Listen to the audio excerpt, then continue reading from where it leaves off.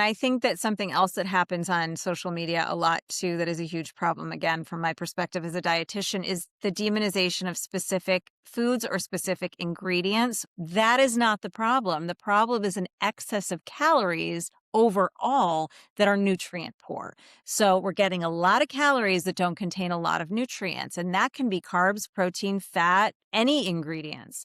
We have to stop getting so granular and, broaden the Big perspective picture. to realize we are just consuming too many calories that are lacking in nutrients. And if we can just start there, maybe we'll be getting somewhere. But that's not sexy. Baby It doesn't steps. go viral. No. That's it. You hit the nail on the head. It's Hmm. not sexy and it doesn't go viral.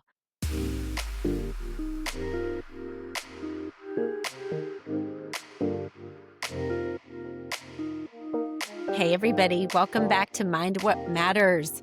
That is the last time, or the last episode was the last time you're ever going to hear me say where we talk about all things caregiving and minding what matters, because my kids now roast the absolute.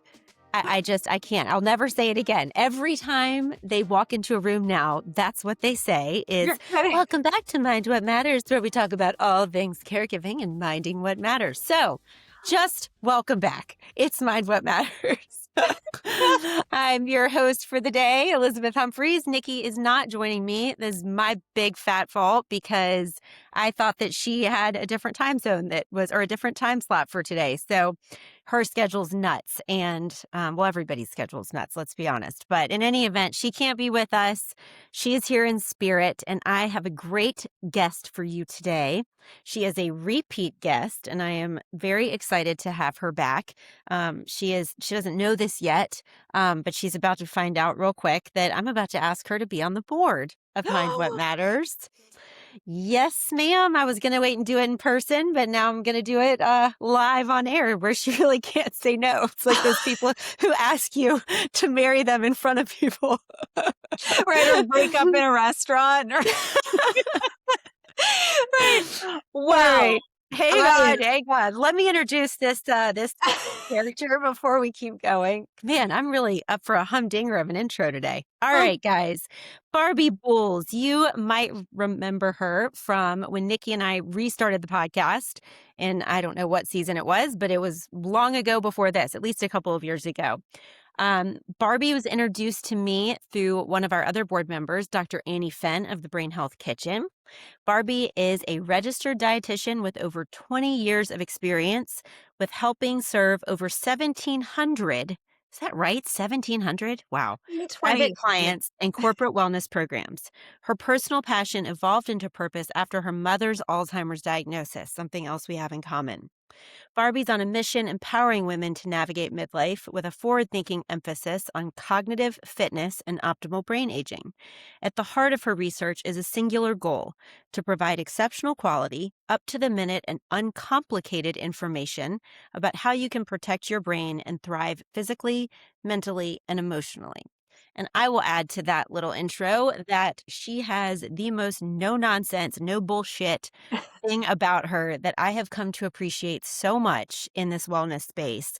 I even hate those two words put together actually now, Barbie. And I am going to let you talk here in a minute, but I'm Yes. just going to intro you a bit more personally because I have come to appreciate so much the work you do, and you're always the first person I call. You or Annie, and honestly, more and more you, because I feel like you love to cut through the nonsense. Annie's sometimes she's almost too political, and she'll be like, well, it's not so bad, but you will just be like, absolutely not. That's nonsense.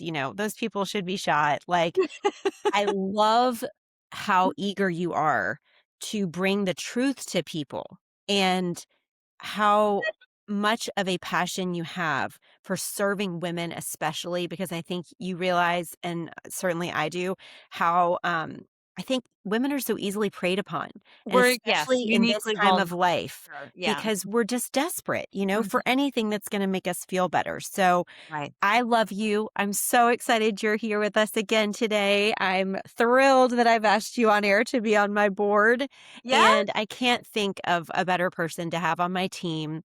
That makes today even more special. You better not say no now. And I'm also going to get to see this woman in Los Angeles later this week where we're throwing another women's summit. So, guys, this is a true champion of women. She's so awesome. You got to go to her Instagram. It's the Cognition Dietitian, which I just love the name so much. But thank you for being back with us and welcome back to Mind What Matters. Oh, Liz, thank you so much for having me. And thank you for that tremendously warm welcome. And my answer is yes. I would be beyond honored to be on the board of Mind What Matters and participate in whatever way I can. So thank you. I deeply You appreciate that. It was a you are very welcome. unexpected, you know, very unexpected surprise. So thank you. And I'm very excited to be at the summit on Thursday with you. Well, I was going to ask you in LA, and then I started thinking about it. Like half our board is going to be out there. And I was like, I don't want to put her on the spot in front of everybody.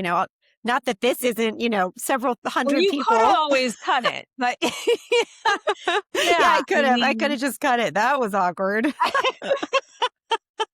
That just goes to show you, everybody, how much I think about things before I do them, because a smart person would have done it at the end of the podcast. So it wouldn't make the whole hour awkward. But you yay. are spontaneous, and that is an admirable quality, Liz. I appreciate that about you. Oh, well, you're the best. And I'm psyched to talk about a lot of things with you today. But Yeah, me the too. first of which is, guys, Barbie and I are going to take this conversation in two very distinct paths today. So the first is, for those of you who don't know, Barbie has had the role of a primary caregiver for her mother for a number of years. Remind me, Barbie, how long? Four at home, and now she's in memory care. So four. Okay, so she cared for her mother for a very long time in her home, and she has recently made the move into memory care.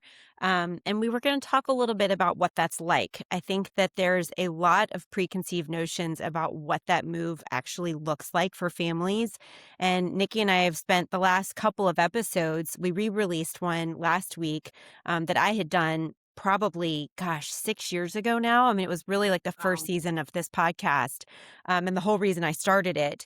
But I wanted to talk to somebody who really had sort of just been in the throes of what I was going through at the time. Mm, And, we talk about what it's like to be the primary caregiver and then step away and mhm. step back in and what that feels like. And it's very complex. And as Nikki and I talked about 3 weeks ago, you think that you're sort of going to solve one set of problems when you put your loved one, in a facility, Mhm. and then it kind of creates a new set of problems for yourself that possibly you didn't really anticipate.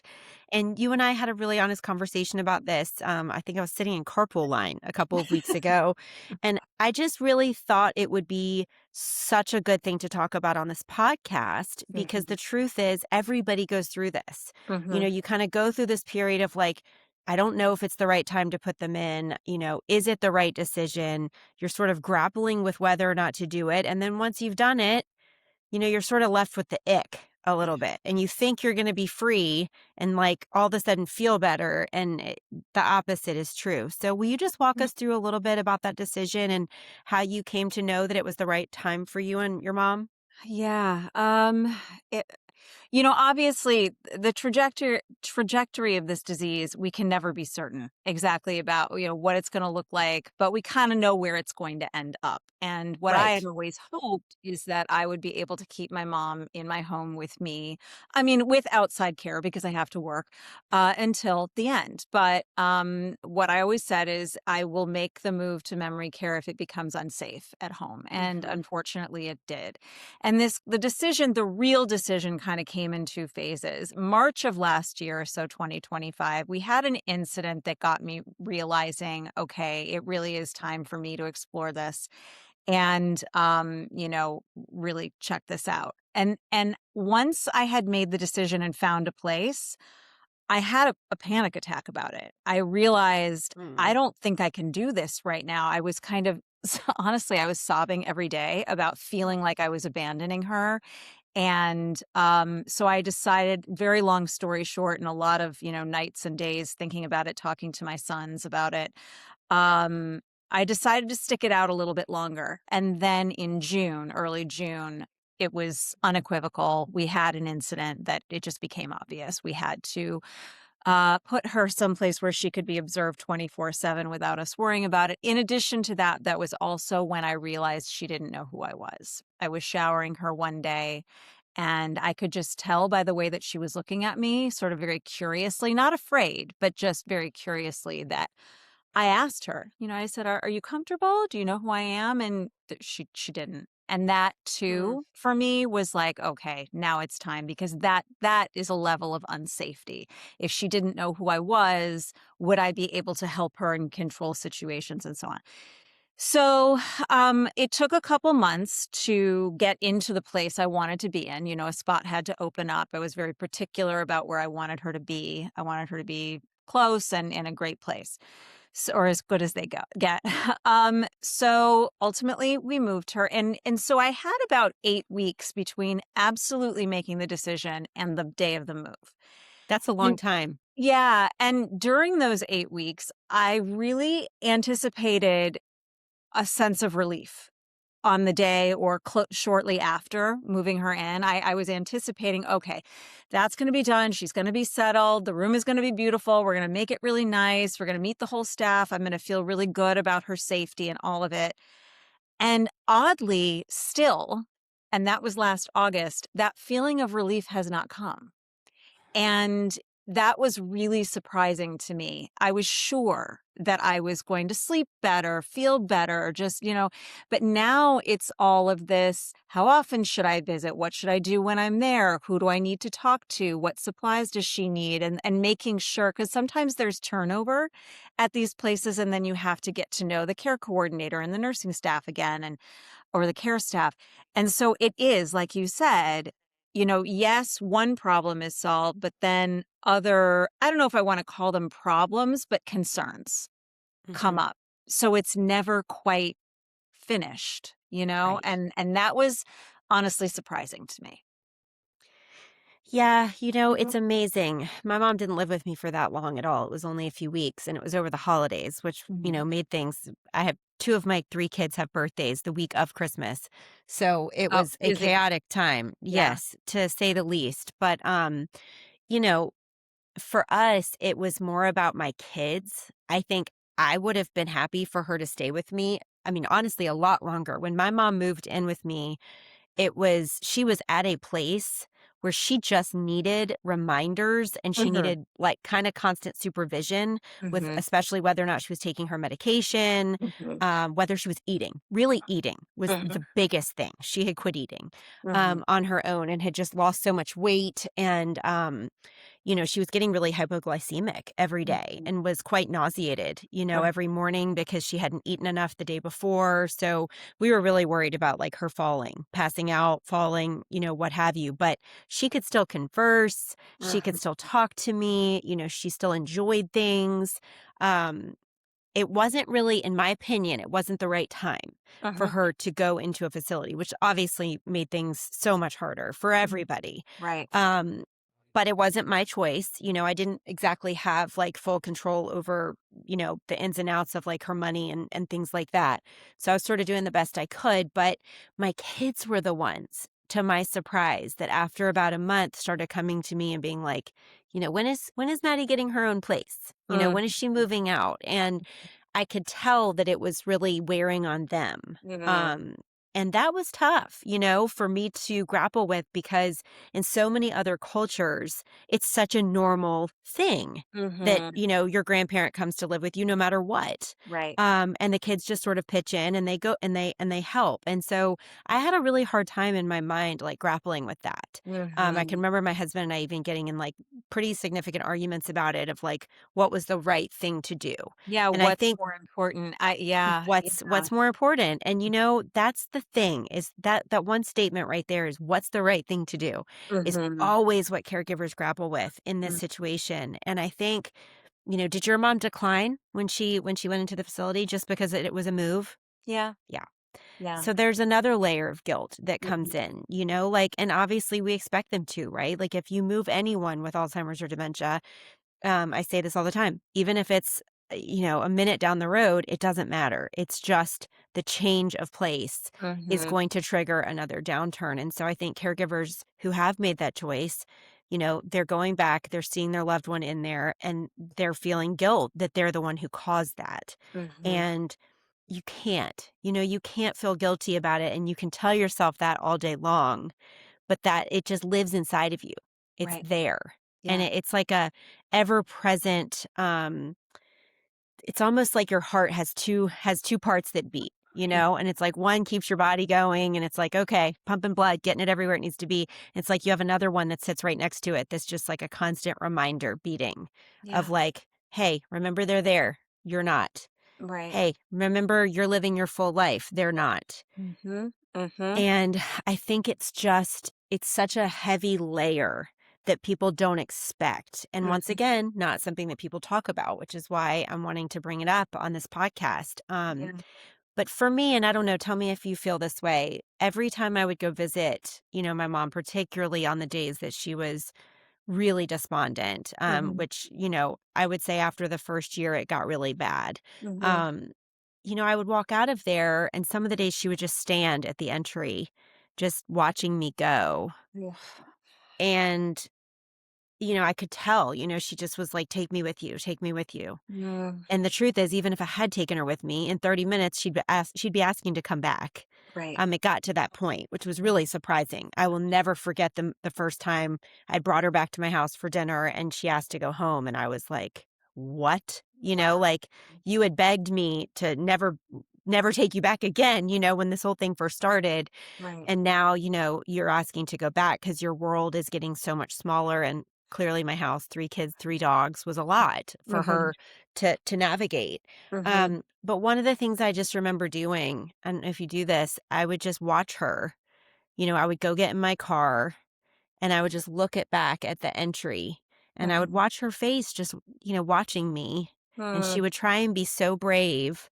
And sometimes she would wave, but Mhm. I knew what she was feeling, right? Because she's my Yeah. person. Yeah. And I couldn't even go home. I'd have to stop somewhere, on the side of the road and just cry for, 20 or 30 minutes because I Mhm. felt such a huge, just tidal wave of grief that would wash Right. over me and guilt. And Yeah. then the two I couldn't tell which was which, after several months, but I just felt so badly that like here I was getting to still be out in the world living my life and she was Mhm. still trapped in there. Mhm. And it just felt so gross. Yeah. I can't, it's like the ick, it's like that feeling you get when you're dating somebody that you don't like anymore. And you're like, God, how do I break up with this schmuck? Like it's just a Yes. terrible, awful feeling. Yes. Just times 10. So, I mean, do you feel that way ever? Was I weird? No, gosh, you're not. I mean, I don't think anybody's weird for feeling anything. I think that there are the emotions are so layered, they run together. It's everything from, feeling like you've done the right thing. There are moments, right, where you feel like, yes, okay, check. I've checked that box. I've done the right thing. I Mhm. know this is what's right. But it always bleeds into feeling guilty and wondering, could there have been another path? Is there something else I could have done? In terms of how I feel when I'm leaving, clearly you and your mom entered memory care at a different stage than mine, by Well, the she time. actually was never in memory care. Oh, she was never We, in, okay, assisted mhm. living then, Yeah. or however they defined it.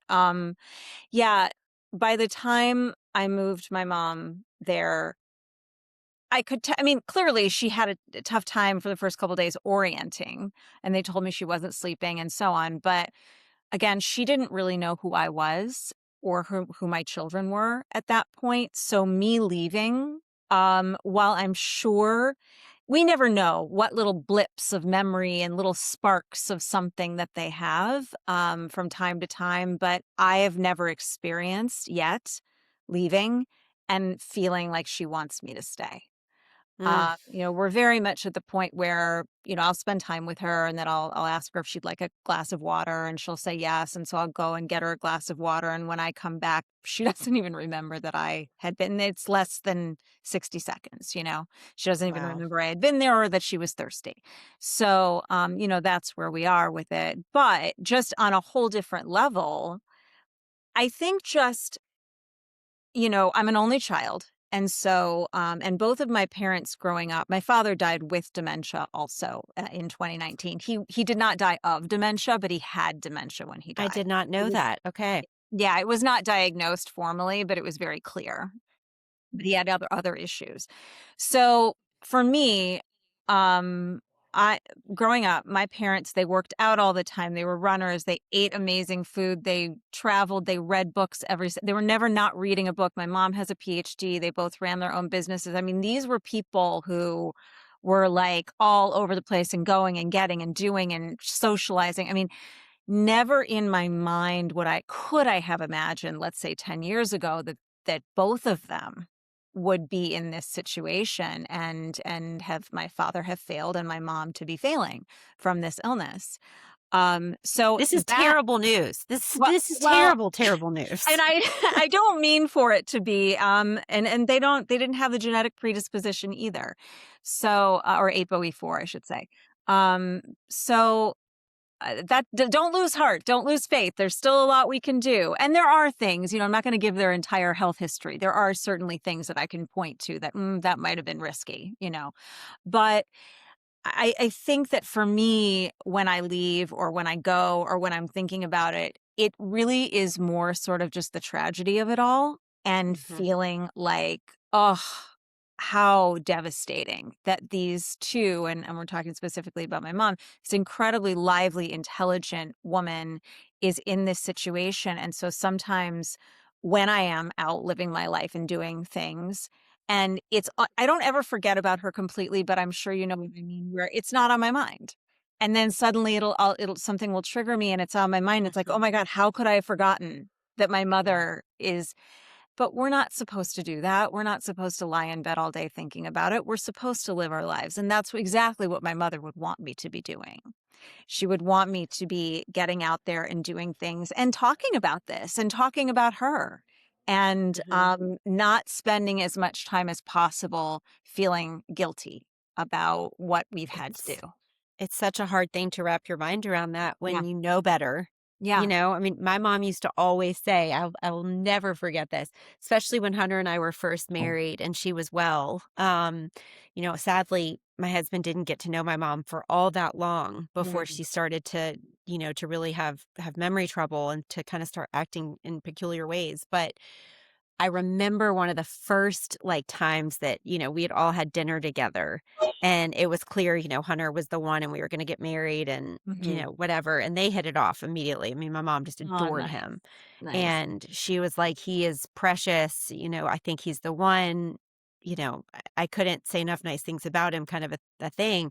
I will never forget her saying, he's like, "Is there anything I can do, for you while I'm in town?" We were visiting her, and he Mhm. was just asking, like, "Do you want me to change some light bulbs or, Yeah. whatever?" Because she was living single, and she's like, "No, Hunter, just remember, good stuff in the home, like, bring me good alcohol in the home." She's like, "But throw away the key, lock me up, when the Mhm. time comes, I don't ever," because her mother had been sick. She was a diabetic and I guess it had a stroke or something and Mhm.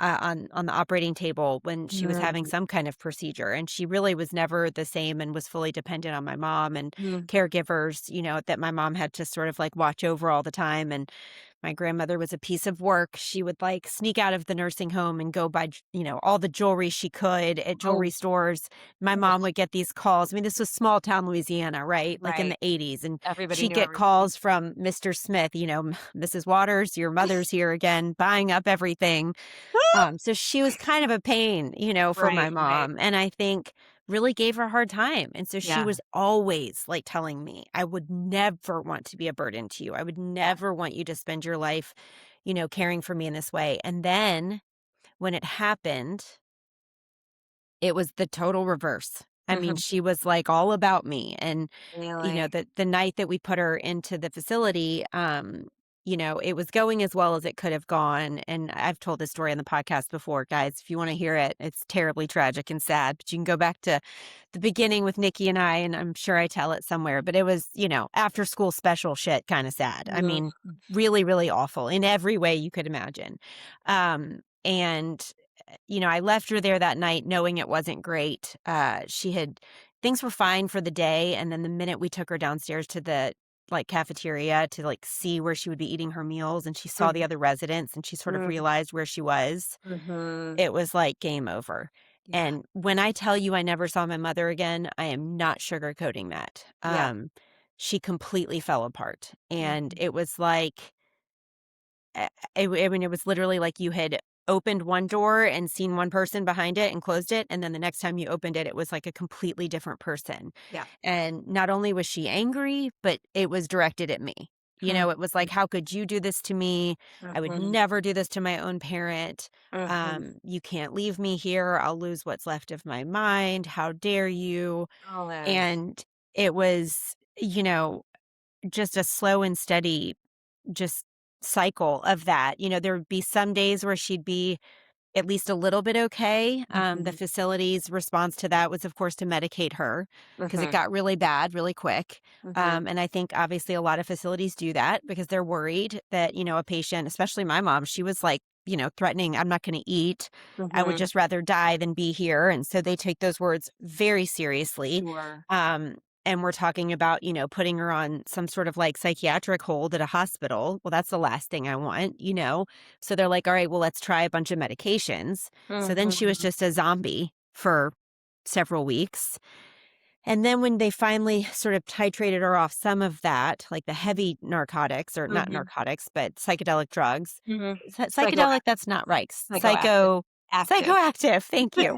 You'd never guess I'm taking psychopharmacology right now in my Right, right. master's program, by the Well, way. That's little terrible. I don't know mushrooms that might, word. some Probably would have been a hell of a lot better. Yeah. Here, mom, here's some acid. You're gonna have a great time in here. you know, God. Um, Mm.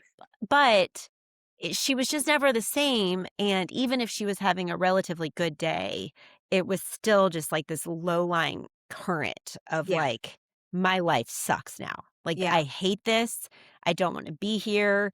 Never mind the fact that she couldn't remember anything, Mhm. and like very quickly things started to change. I mean, her gait changed. She would follow me around like a shadow. If I Mhm. would go and take her sheets to the washer, she would follow me within like 3 inches Mhm. and just like do everything I was doing. I couldn't even say like, "Mom, I'll be right back. I'm going to the bathroom." Like she would come right with me, you know, practically be standing right next to the toilet with me. Like it things shifted so fast, but it Yeah, never was again this like sense of peace at all. I mean, yeah. every time I was with her, it was kind of like a nail biter of like, how am I going to leave her? Right. Is it going to be okay when I leave, or is she going to fall apart? And then, of course, we get sideways with the facility because they see me as this reason for like, she gets upset. And Activating then, of her. course, I knew Mhm. that wasn't the case because the days I wouldn't go, caregivers would call me and be like, she's really inconsolable this afternoon.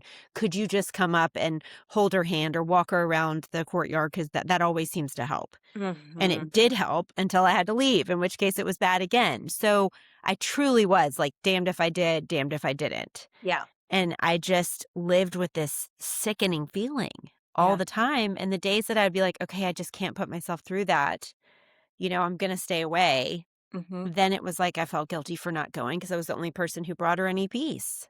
Right. And I was like, some semblance of the outside world. And that's why I'm so hesitant to tell people, like before you make this decision, get ready for Yeah. like the next layer Mhm. of what you could be bringing onto yourself because it is layered. I And couldn't agree more, and I do think that that is such an important message, not to instill fear or more concern than a person is, obviously already going to be feeling, but to be aware that there is just going to be as much concern, just different concerns, and to sort of right. prepare yourself a little bit because I was unprepared. I Hmm. didn't know, and I've learned enough in my 55 years to know I don't know what I don't know and to kind of take situations as they come. I used to, when I was younger, spend a lot of time over preparing for situations and then getting really surprised and realizing I had no idea what was coming. And so I'm pretty good at that, but still with this, I really at least thought there would be that relief piece, and still it's not there. And I think, and just a few days ago, I think I may have told you, I got a call from the care coordinator saying that there had been, a more significant decline. And now she is being considered evaluated for hospice, and not in the sense that death is imminent, but that level of care would really benefit her. Hmm. Just a hospital bed that she can get in and out of much more easily, a wheelchair. The Medicare would then be paying for all of her incontinence products, and her supplements and so on. So, but just hearing the word hospice, kind of hit me like a ton of bricks, even Knocks though you off your knowing feet. right, exactly. So, yeah, it's always kind of something, I think, probably up until it's not It's there anymore. not. It's not. And that's just it. I had as I get like 3 times a week now, it's part of the reason I'm doing this master's program. I had another call from like a friend of a friend. Hey, will you talk to my friend whose parent is Mhm, declining? mhm, Um, and she's going through this very decision right now. She's like, I don't know what to do. One of my parents is okay. The others obviously has Alzheimer's. They're not doing well. And I'm mhm, really worried about my parent that is okay because they're so burnt mhm. out and they're so tired. And I really think I need to just put, my parent in a facility and maybe move my mom here. Like, what do you think? And Mhm. I'm always just so reticent to be like, yes, go for the facility because if that's the right thing for you. And instead, now I sort of take this approach of asking just tons of questions to Yes. sort of help them make the decision on their own of like, what does this feel like for you? Mhm, Like, is your dad safe around your mom? Like, is mhm, he physical? mhm, Um, does he, ever get angry? Because those are important questions. And I mhm. think if that is at play and somebody is having physical symptoms where their like behaviors are unpredictable and they Yeah, can be angry or violent, then that's a no-brainer. yeah, I think that's 100% you've made the right call and there's no looking back. You can't ever second guess that decision. right. Same thing with eloping. If somebody's trying to leave constantly and they Mhm, could be a danger to themselves or to others, mhm. that's obviously a no-brainer. But there's so much gray between Yeah, those two things, and the reality of what it looks like for most people is just kind of like, okay, when should I know? Like, mhm. is this the day I know? Is that the day I know? And so I think it's really helpful for people to sort of make a plan Yeah. of, okay, when these 3 things happen, Mhm, we'll know it's time. And mhm, and that kind of helps better prepare families for like making the decision not in haste and not in emotion, but just coming from a place of like, okay, we've all thought about this, we've all talked about this. Maybe we're already on the wait list somewhere, which by the way, that's a great idea to just do. mhm. You can always Yeah, pass up a slot. that's You right, don't and I have to did. take Yeah. it. Yeah, Mhm, yeah. Like you said, you weren't ready and you changed your mind. And mhm. I think that's always an option. Yeah. Thank you for being so willing to share about that because it's a Yeah. really private thing. Mhm. Um, for me, it was incredibly challenging. It was the most difficult 2 years of my life, bar none. I Yeah. don't know what I will go through as a woman in my life, but it's going to have to be pretty bad to top to top what I went through. And the thing is, it wouldn't have been any better had she stayed with me, I don't think, because Mhm. of what it would have done to my kids. So Yeah. it's you know, I mean, we can it's always hard. guess ourselves, but we'll never have the alternative to compare it to, and we just Right. really have to know that we went with what we believed was right at the time, and whether we'll ever know with certainty whether it could have been better a different way, we can't drive ourselves crazy with that. No, we 'Cause can't. I think sometimes just the decision making there's so much stress to this situation. Anything Mhm. you can do, anything to relieve, to alleviate any bit of that, and if it means making that move, maybe even a little before you think it's time, it's better than too late, in my Yes. opinion. I mean, for Yeah. me, you were talking about, your children and what they were feeling. For me, my mom was wandering. She was just randomly walking out of the door, and once it was at 3 o'clock in the morning, and I did not know it until the cops brought her back at 4 o'clock in the morning, and that was the thing that happened in June. That was like, okay, we're done. And then, of course, realizing she didn't know who I was, but she had been wandering, since March. But I felt like I had control of it, locks on the doors, whatever. Somehow she got out, and that was that. So but for everybody, it's gonna be something different, whatever That's makes right. sense to them and their lifestyle and what they can handle, and we shouldn't feel guilt or shame or shoulda done something better if it really just feels like, it's the right time, you gotta do what you gotta do. There's enough stress. But here's what I will say about it too is make sure that you're making the decision as a family Mhm, and that your voice is heard mhm, because if you have a feeling, like I did, I was like, this is not the right time. I think she should be in like a small townhouse somewhere with a full-time caregiver for a year. I don't Mhm. think we're quite ready for like facility. She still looks too young. She still acts too young. Mhm. She doesn't look the part even close yet. And she's going to know that. She's going to figure that out real quick. And Mhm. I was just too I think at the time I was too scared to use my voice and like really stand up to other members of my family that were in charge of making those decisions. And I kind of just went with what I was told. And I always regret that. I Mhm. really, really regret that. And so I think it's important for people to know that, like, regardless of who's got the power of attorney or who's making the decisions financially, like, make your voice heard and Yes. don't just kind of be a wallflower in the background, because if it does go badly or something happens, you're going to live with those feelings forever if you didn't, say what you think. um I don't Yeah. know if it would have made a difference, honestly. Like, I didn't have the power Yeah. in it, so who knows Mhm. if it would have made a difference, but at least I would have tried, you know? Yeah, and I think that topic in and of itself, dealing with family members, working with family members when something like this happens, whether it's dementia or a terminal illness, but I mean dementia is a little different in Mhm. the sense that the patient really can't be making decisions for themselves.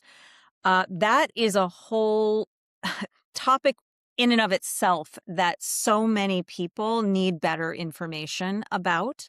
I was Mhm. really lucky as an only child. I think you and I have talked about this. On the one hand, I felt very alone. On the other hand, I didn't have to deal with anyone else. It was all on me. All the decisions were up to me, and from beginning to end, and will be to the end. There was no infighting. There was no worrying, well, what's so and so going to think, or I have to jump through hoops with this person. And I look at my friends who've had to deal with that, and families become estranged. People really, I mean, a lot happens, and that just to have a counselor just for dysfunctional families is Mhm. something that is so valuable because I see it so Mhm. often. And I just feel blessed that in all of this, that's my one blessing, that it was Yeah. just me. Well, it happens, and I think I've said this before on another podcast, but, like, if there is dysfunction in a family, nothing Mhm. like Alzheimer's to bring it out. It'll Throwing happen. gasoline on a flame sounds That's like. right, that's right, Mhm. and, people who have big personalities that like being in control and they like being in charge, nothing makes them feel more in charge than, Mhm. telling people what to do and, giving everybody a job. And I can remember one time, like, just getting into it with my brother over something so simple, and he wasn't even here. And he was like, stay in your lane. And I was like, Oh stay in my my. lane? Like, what? Like, I'm here. I'm here seeing her every day. Like, what are you even talking about? Right. It's just, it does. It gets so sticky and feelings get high and emotions get, out of control. And it's never a good time to try and make decisions when, like I say, when the shit hits the fan. It's always Right. better to try and do them rationally, and that's why I Mhm. say, like, make a plan for the future, Right. and then, kind of make there be certain benchmarks of like, Mhm. okay, we're ready for this when. Right. And whatever that looks like for your family, like, first we're going to do full-time caregivers. And people always get afraid about that, by the way. And, like, they'll try it once. And if it's a disaster, they're like, oh gosh, I can't do that again. Have to skip straight to the facility. Well, the truth Mhm. is, finding the right person is key. And Yeah. also, like, giving your person time to get used to that person before you just like drop them on their doorstep and say they're here for a 4-hour shift. Right. That's a terrible idea, guys. Like, Right. introduce somebody as like, hey, they're coming to, I don't know, clean your house once a week, Mhm. or Mhm. they're coming to do the grocery shopping. By the way, would you like to go? Do you want to ride? You can do that. I don't care. Hey, you want to get lunch while we're out? Like, there Yes. are ways to slowly introduce care to where, like, before you know it, it's been a month and they don't ever know that that person's never not been a part of their life. You know what I mean? Exactly. Yes. The Um, last 18 months my mom was at home, we had in-home health. It mhm. started with 12 hours a week. It gradually grew to 20 before we moved her into memory care. But the way I introduced this woman was that she was going to come and do like a little exercise class with my mom, Genius. 3 times a Genius. week, so she would just work out with her sort of like, little weights and take a walk for a half hour. So she kind of got to know who she was. So So smart. So that's that's exactly the best way to do it. And I think a lot of people just get frustrated, like the yeah. wrong person shows up or their loved one, like, I mean, my mom was like straight up from the gate, get out, like, what are you doing here?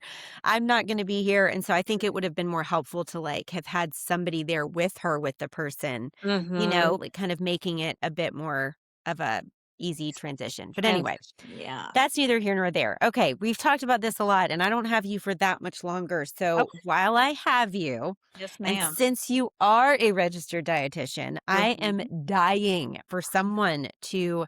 This is total shift, guys. Like, ready? Take your Yes. seatbelt off. Now get ready. Put it back on again because we're on a different journey now. Totally Different roller different. coaster, yes. So funny. I had a meeting with my husband a couple days ago for one of our kids, and he heard me and this like doctor talking, and we walked out, and he goes, "I need a seatbelt to sit next to women talking." He's like, "This is wild." He's like, "Y'all just are like here and there and up here and down there, and like it's Yes. very challenging to keep up with you guys." So Yes. anyway, but I mean, this is a big shift. So Mhm. we were talking about caregiving, and now I am shifting gears because there is a burning question on my heart, and that Yes. is the thing about GLPs and Mhm. peptides and Mhm. random people selling this stuff on the black market on the internet and people buying their own syringes or going to wellness influencers and finding all these random peptides that they're injecting themselves with. Mm. They're not even approved by the FDA. They're not approved by anybody except in Mhm. lab rats. And last time I checked, we don't have tiny teeth and don't enjoy chewing on cheese. Well, actually, I do enjoy chewing on cheese, but Yeah. in moderation, Barbie. But Yes. like, can you please explain what the hell is going on? Because I feel like everybody has gone willy nilly on peptides, and I Yeah. don't even understand what it is. Like, Okay. truly, Well, I don't get it. right. Okay. So again, not being very clear, I am not a physician. I cannot prescribe peptides, even the FDA approved ones. And I am not specifically a peptide expert. However, I've done enough research on my own to understand enough to answer your question. Okay. And what you can put in the show notes is like the top 3 people I would look to on Instagram, if people are on Instagram or other places to find these people who are truly knee deep in the research so they can better answer, more specific questions. But peptides are just chains of, they're proteins, chains of amino acids that our bodies make and that we can also purchase either ideally in prescription form that's FDA approved, or now we have, or for quite some time, we've had compounding pharmacies, which Mm-hmm. are not necessarily the devil. They're not like meth labs or anything. They've been around forever, but if you're purchasing something without a prescription or that is not FDA approved from a compounding pharmacy, the risk you're taking, which is what a lot of these people are doing with peptides, let me back up for a second. So first of all, GLP-1 medications are there are brands that are FDA approved for type 2 diabetes treatment. That's how they were originally designed. That's what they were originally designed to treat. Eventually, we figured out they were also amazing for managing obesity. We are now seeing that they help reduce cardiovascular disease, improve sleep apnea, and maybe even other chronic conditions. So these medications in their FDA approved form, so Ozempic, Wegovy, Zepbound, these are nothing short of a miracle for these populations who would benefit from them. They see their physician, they have type 2 diabetes, or they're living with obesity, and their physician prescribes them, and wonderful. We get them through the pharmacy. Great. Not talking about those. Those are fabulous medications. That said, what we see right now is a lot of sort of influencers who are dropping like discount codes to get compounded versions of these medications to quote microdose. This is not a good idea because when you're getting something from a compounded pharmacy, whether it's a GLP-1 or these other quote, quote, longevity peptides, which have a whole bunch of different names, there are like 19 of them, you don't really know what you're getting. And now I know that some people who are big fans of compounding pharmacies would argue with me on this. It's just the truth. It's a bit like supplementation, like getting supplements from, even the manufacturer. You're never 100% sure what you're getting because there isn't as much regulation going on. Mm-hmm. And there isn't standardization. So like, for example, a lot of people will take red yeast rice to lower their LDL cholesterol, which is a supplement. Sure, that might work, but when you buy red yeast rice from a supplement company, you can't be sure per pill what the standardization is, how much you're getting, whether there's any red yeast rice in it at all. You just don't know. Whereas if you buy statins from your pharmacy prescribed by your physician, you know You know exactly what you're exactly. getting and you know it's going to work, right? So Mhm. therein lies the difference. Same thing with peptides. But the thing about these longevity peptides or wellness peptides that people are saying grows your hair and improves your skin and helps with weight loss and helps with menopause symptoms and all kinds of anti-aging. They've only really been extensively studied in mouse models and rat models, so rodents, and even those rodents were genetically modified. So, like so in turn, we cannot translate where the research is on peptides yet, longevity peptides, to human beings for regular use for any purpose. So, I mean, insulin is a peptide, so obviously that's something that type 2 or, that diabetics would, to people even with diabetes would need. And that is perfectly safe and legal and FDA approved when it's prescribed through your physician. But these longevity peptides are things that we just really want to be watching out for and I not mean, going into your Medi Spa and getting injections for. I mean, like, let's not do that yet, ladies.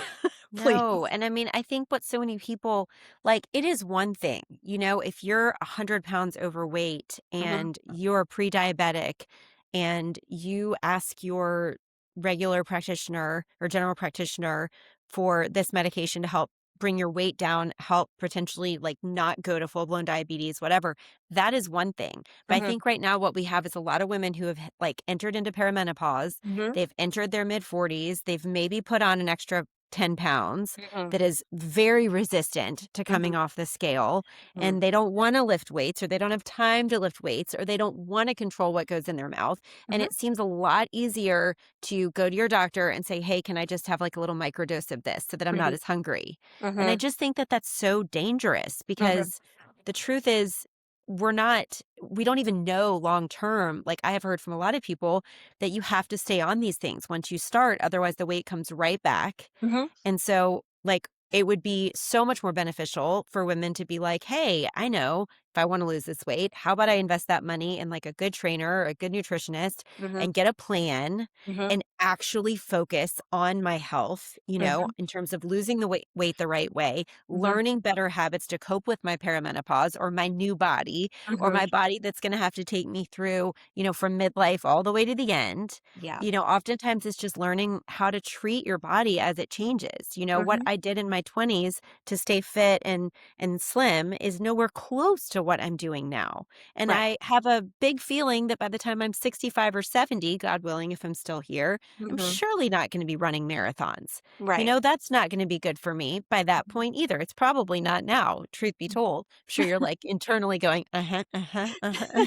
No, I think the joy you probably get, I would just say protect your joints. That's all I would say about that. Just Right, make sure but, you're like, protecting your joints.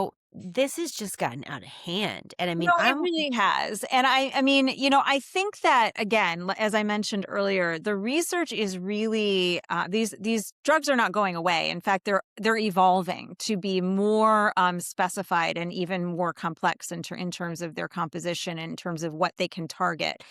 And I think that these medications are going to evolve. I don't think they're always going to be injections. I think there will be other routes of delivery, maybe, pills, patches, whatever. But they are, again, as I said, nothing short of a miracle when it comes to treating certain diseases. And I think that ultimately we're going to find that they treat even more than we know about today, pretty effectively. However, where we see their abuse is in the person who wants to lose 10 or 15 or maybe 20 pounds. Once we start getting beyond 25 pounds, that can really start affecting our cardiometabolic health and it Mhm. might become appropriate. Again, that's a conversation with your physician. But people who are using them just to manage that, just so they just don't eat as much, that again, it's very nuanced. There's a spectrum of their use, but that's where I would say be very, very careful. And I mean, any physician, technically physicians are not supposed to be prescribing micro doses, unless unless you're you're titrating off of these Mhm. medications that you've been on for some time and you're just kind of spacing them out more, which is technically dosing, or you're reducing your dose. That's different than someone who just starts with Right. what's called a microdose and is getting them from a pharmacy, a compounding pharmacy, and not FDA approved composition. I would just say be very, very careful, because you want to be sure. I have plenty of clients who are on compounded GLP-1 medications and peptides. And my very first question is, what is the rationale? Why are you taking them? They don't Mhm. know. I mean, Mm. other than like weight loss and anti-aging, they don't really know what they're taking. They don't really know how it works. And yes, these medications in most cases are designed, GLP-1s are designed to be lifelong, because especially for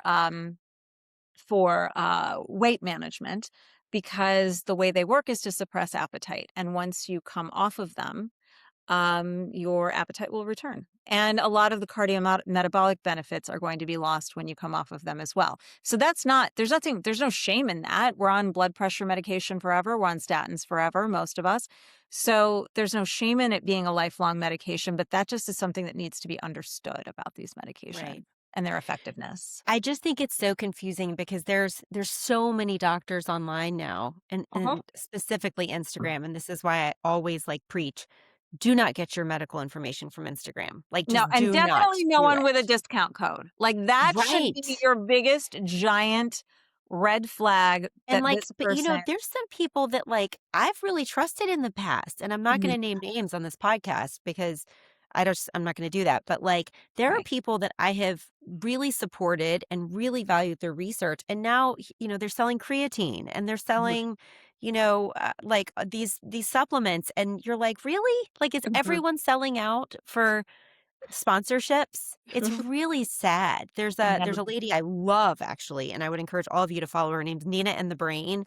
Oh, She yeah. is like a genius. I love Mhm. her so much. I love her approach. It's like you. It's no nonsense. She's going to tell it like it is, and she calls these people out left and Yeah. right, and I love it. I'm so here for it because it is hard enough to teach people how to slowly improve their health. As I've run this nonprofit, I thought the problem was access to information, and I've been like Mhm. banging my fist saying, why are there these commercials on the Super Bowl that are, fat shaming people, but there's not commercials like every third night telling people that, hey, by the way, did you know if you eat better, it can prevent disease? Right.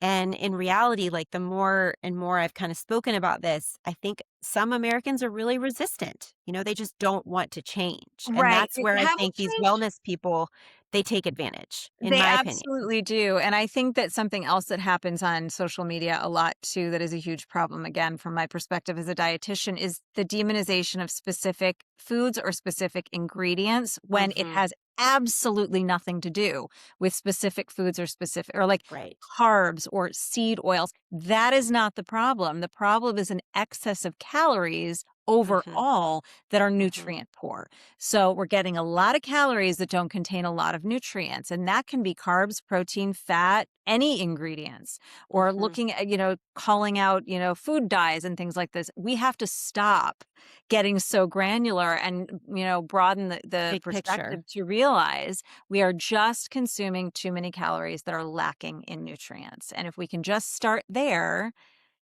maybe we'll be getting somewhere. But that's not sexy. Baby It doesn't steps. go viral. No. That's it. You hit the nail on the head. It's Mhm. not sexy and it doesn't go viral. How Right. sexy is it to just say, "Hey, there's bagged broccoli, even at Walgreens now. Frozen broccoli, Go get everybody. it." You can Right. get blueberries frozen at your Kroger, you Right. don't have to buy organic ones. But Mm-mm. yeah, nobody wants to hear about that. They wanna hear No. about, how you can stick coffee up your rectum and that's gonna, Right. make you skinny. Well, I I mean, mean, there's what in the something very world? bizarre about our perspective where it's like it's more compelling to feel shamed. Like, "You've been eating oatmeal, shame on you. That's not good for you. You've been eating Remember non-organic I told food, you that? shame on you." I Yeah, had somebody tell me that once, and I was it's like, "What?" insanity. No, but that's what we pay attention to, right? Mhm. Not eat your oatmeal, eat your berries, even if they're frozen, not organic, who cares? Just get your fruits and veggies. It's just, that's the way our brains work, unfortunately. I agree with you. And we love to follow a trend. We love Yeah. for celebrities to tell us what they're doing and to do that too, which is just bananas. Which I you and I mean, have talked about. I mean, God bless celebrities. I have my favorites, but I do not look to them for health advice because no. they're not credentialed. They have access and affordability, but that can almost mean too much choice, Yes. and easily being taken advantage of. So, celebrities are not where to get your health and wellness and nutrition and information. Sorry, just But the one. cognition dietitian is, guys, Oh, and she's pretty great. And thank I you. love her dearly. I'm so, gosh, we've gone over by 10 minutes. I'm so Oh, sorry. I know you no. probably have somewhere else to be or another call to No, be on, you're but fine. This was thank fun. you We for kinda went all spending over this. the place, but it was fun. I mean, yeah, I we hope kind I of did. answered your questions. We talked about memory care, social determinants of health, peptides. I feel like we've hit all the big ones in this podcast. I feel so bad for our team. Our production team's going to have a humdinger trying to like write the synopsis for this one. They're going to be like, okay, It's just 2 chicks talking. I don't I mean, really, right? Well, like I told Nikki knows this already. Like she's not here, so I can't say it. But somehow, some way, I my crazy ADHD brain got on a train of. She asked me a question, and she's like, "Something, something." I know I do. Do you? And it triggered like a memory from when I was 13, and I was like, "What commercial is that?" Oh my gosh, there's some commercial, and I couldn't think of it. I couldn't think of it. And this is so perimenopause, right? And at the end of the podcast, I was like, I got it. I know I douche. Do you? Summer's Eve douche. She was like, what in the world? And she was like, Liz, you've lost your mind. And she starts Wow. cracking up. So then I did it again, like the second episode, like the next week. And we were like, how great is it when Summer's Eve douche reaches out to us and is like, we'd like to be your sponsor. Are So they now still around? I doubt it. I can't imagine they're still around. Them and Malibu Musk, they're sitting on a shelf together decaying. Remember that one? Ooh, Malibu. Oh my Like god, that is hilarious. bringing back childhood, but like now from this one, anybody who sells the coffee that goes up your butt is going to be next on our call list. Right, So exactly. There you just go. getting all kinds of random sponsorship opportunities. This is the most crazy podcast. We're like a blend of like smartless and serious. Yeah, You and know? I love it. It's fun. It's so fun. Well, you got to figure out some way to make all this like talk about nutrition and like, brain health and caregiving. If you don't make it a little fun, who the heck's going to listen? My God. That's I mean, right. can get pretty Exactly. heavy at times. So, guys, thanks for sticking with us today through some heavy topics and through Yes. some ones that maybe you don't agree with. Maybe you have your own opinions on these peptides and we're getting it wrong. So if that's true, drop us a note and let us know. I'm Yes. sure we're not the geniuses on everything, but I do think there's a lot of misinformation out there right Yeah. now. And I'm looking forward to you dispelling some of that to a room full of 70 women this week. I can't wait to see Yes, you. I'm looking forward to it too. And I think the message about, unregulated peptides is really just be careful. Know what you're doing, Be know where you're careful. getting it, be careful. And please don't buy syringes and like saline and be putting this stuff in your refrigerator and doing it on your own. I have friends that are doing that. I mean, my goodness, we've lost our minds in the hope of Yeah. being skinny. It's okay, guys. We're in our 40s. If you're not Right. skinny, it's not the end of the world. We just want to be healthy. We want to be healthy. We don't have to be skinny. Right, exactly. Thank you for being here today. I can't wait to see you on I Thursday. know, me Welcome to the too. board. Thank And you. we'll see you again next time, guys. Thanks for joining us. Thank you, everybody.